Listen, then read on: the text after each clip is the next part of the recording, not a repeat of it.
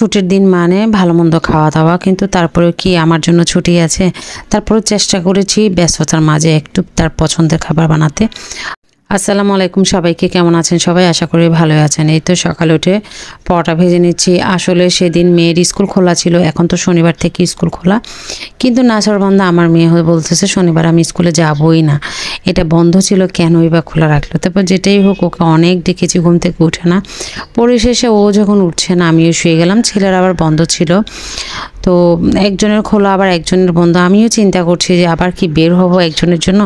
পরে উঠলাম 11টার দিকে, উঠে হচ্ছে আমি একদম কাজকর্ম করে এখন বাজে ঠিক 12টা। এখন 12টা বাজে, নাস্তা করতেছি। এই যে দেখতে পাচ্ছেন, খুব বেশি খাবো না, একটা খাবো সবাই পরোটা। তো এগুলো বানিয়ে রেখেছিলাম, যার কারণে উঠে আসলে সুবিধা হয়েছে। তো পরোটা বানিয়ে রেখেছি। এখন এবারের পরোটাগুলো খুব একটা ভালো হয় নাই, কারণ কি বলবো, খুব মনোযোগ দিয়ে কোনো কিছু না করলে ভালো হয় না। আর আমি শুধুই খাচ্ছি চা দিয়ে পরোটা। আমি হচ্ছে খাসির কোরমা ছিল সেটা বের করেছি, মানে ডিপে ছিল, সেটা দিয়ে ওরা সবাই খাইছে, আমি খাই না, আমি জাস্ট চা খাইছি। এখন কিছু চাইনিজ সবজি করব। চাইনিজ সবজিগুলো ভাপে দিলাম, কেউ চাইলে সিদ্ধ করেও ফেলে দিতে পারেন, বাট পুষ্টিগুণ তো আর থাকবে না, আমি ভাপে দিয়েছি। আর এখানে একটু রসুন কুচি আর দিয়ে দিলাম চিংড়ি মাছ। হ্যাঁ, মুরগির মাংস থাকলে ভালো হতো, আমি একটু চিংড়ি মাছই দিলাম, যেহেতু মুরগির মাংস নাই। তো একটু পেঁয়াজ একদম 3 কোনা শেপ করে কেটে নিয়েছিলাম, সেগুলো দিয়ে দিলাম, এই যে দেখতে পাচ্ছেন। আর এখন হচ্ছে এই যে আমি সবজিটা একটু দিয়ে দিলাম। তো চাইনিজ সবজি করা হচ্ছে। এই চাইনিজ সবজিটা আমার 2টা বাচ্চাই পছন্দ করে, তো চাইনিজ সবজি খাওয়ানোর একটা উসিলা আর কি, যে মানে একটা সবজি খাওয়ানোর। তো আমি তো সব সময় সবজি বেশি রান্না করি, তো আজকে ভাবলাম যে একটু চাইনিজ সবজি করি। পোলাও রান্না করব না আজকে, এমনি হচ্ছে মানে সুগন্ধ চালটাকে এমনি আমি সাদা করে রান্না করব, যেহেতু গরম এখন ওভাবে পোলাও রান্না করব না। তেলে ভাজার পর আমি একটু দিয়ে দিলাম হচ্ছে সয়া সস, একটু টমেটোর সসও দিয়েছি, এখানের মধ্যে আবার একটু গোলমরিচ দিয়েছি, একটু জিরার গুঁড়ো দিয়েছি। তো যেটাই হোক এখন নেড়ে ছেড়ে হচ্ছে নামিয়ে নিব। হওয়ার পর একটু কর্নফ্লাওয়ার দিয়ে দিলাম।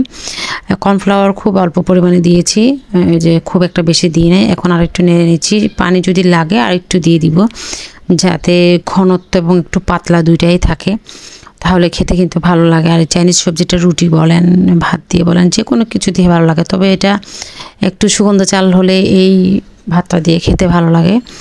যদি আমি সিদ্ধ চাল খাই, একদম চিকনটা, আমার সিদ্ধ চাল দেখে রান্না করার পর বোঝাই যায় না এটা সিদ্ধ চাল, একদম চিকনটা, দামি একদম, যেটা দাম এটাই নিয়ে আসি। আর আমি আতপ চাল খেতে পারি না, কোথাও গেলে খাওয়ার পর মনে হয় যে পেটে আর হজমই হয় না, না খেতে।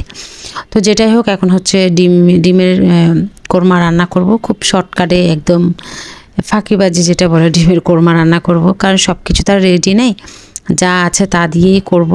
আর একটু হলুদ লবণ দিয়ে ভেজে নিলাম।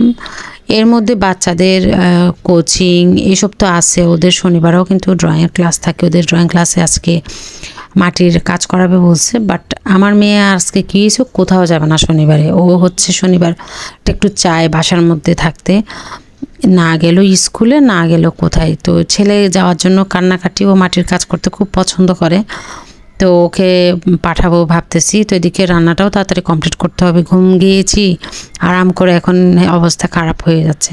তো একটা দিন আমিও চাই একটু রেস্ট নিতে, শুক্রবারেও কিন্তু আমার রেস্ট থাকে না, ওই দিনও ওর সকালে কোচিং, ড্রয়িং, আবার দুপুরের ড্রয়িং থাকে, ওর শিল্পকলা ক্লাস থাকে, যার কারণে ওভাবে পারি না। তো যেটাই হোক, এখন হচ্ছে আমি কোরমার জন্য সব মশলা দিয়ে ভালো করে কষিয়ে নিয়েছি, টক দই দিয়ে দিয়েছি। টক দইটা ডিমের আকার কারণে একটু ছাড়া হয়ে আছে। সবসময় ডিমের কোরমা রান্না করার সময় টক দইটা একটু একদম নিউ হলে ভালো হয়, একদম তরতাজা হলে, তাজা হলে ভালো হয়। তো কী করবো, বললাম না, বাসায় যা আছে তা দিয়ে, আর একটু দিয়ে দিলাম নুন। এভাবে কষিয়ে আমি হচ্ছে ডিমগুলো দিয়ে দিব, ভাজা ডিমগুলা, তো হয়ে যাবে। এটা খুব একটা সময় লাগবে না। আর যেটা হয় কি, কোরমা রান্না করলে এটাও রুটি দিয়ে খাওয়া হয়ে যায়, এই আসলে এই জন্যই রান্না করা। রবিবার থেকে তো আবার অফিস, তো সকালে এগুলো থাকলে খাওয়াই যাবে। ফ্রিজে কিন্তু অনেক কিছুই রান্না আছে, চিংড়ি মাছ দিয়ে কাঁকরোল রান্না করা আছে, তিতকলা ভাজি আছে, আজকে ওগুলো খাবে না, এই জন্যই হচ্ছে এগুলো করা। তো যেটাই হোক, এখন আমি নেড়ে চেড়ে নামিয়ে নিব। এই যে দেখতে পাচ্ছেন খুব ঘন হয়েছে, কারণ পেঁয়াজ দিয়েছি বেশি করে, আর হচ্ছে টক দই দিয়েছি, একটু চিনি দিতে হয়, নাহলে একটু টকটক লাগে হালকা, অথবা টমেটোর সস দিলে হয়। আর এই যে পানি দিয়ে কাঁচামরিচ দিয়ে ভালো করে নেড়ে চেড়ে আমি হচ্ছে ঢাকনা দিয়ে দিব এখন। তো ওই যে দেখেন এটা হয়ে আসছে, আর খুব একটা ঝোল কমাবো না, আমার বাচ্চারা যেহেতু ঝোল পছন্দ করে। আর একটু সালাদ কেটে নিয়েছি, একটু নুন দিয়ে মাখিয়ে নিচ্ছি, সালাদ ধনেপাতা আর কিছুই দিনে কাঁচামরিচ দিনে, যেহেতু বাচ্চারা খাবে।